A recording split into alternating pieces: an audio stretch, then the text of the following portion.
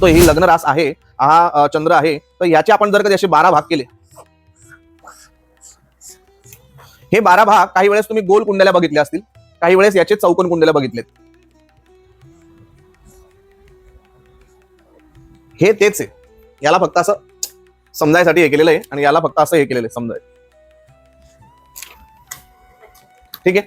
आता याच्यामध्ये कसं, हा सूर्य जसं जसं फिरतोय, आता ऍक्च्युअल आपल्याला हे भास होतो की सूर्योदय झाला, सूर्य एका ठिकाणीच आहे, पृथ्वी फिरते, आपण फिरतोय, पण आपण काय म्हणतो सूर्य असा आला असा गेला, तर सूर्य नाही जाते, आपण फिरतोय.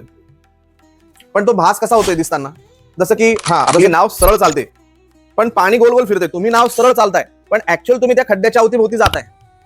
तर हा सगळा प्रकार तो आहे. मग आपल्याला हे बघून घ्यायचं आहे की कुठल्या पार्ट मध्ये चंद्र आला ती माझी चंद्ररास झाली, म्हणजे माझं मन झालं.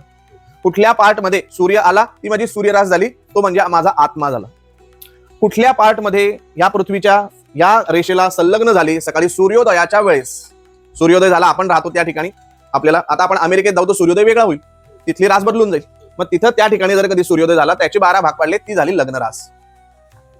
याच्यानुसार एक स्वभाव ठरतो, याच्यानुसार एक स्वभाव ठरतो आणि याच्यानुसार एक स्वभाव ठरतो.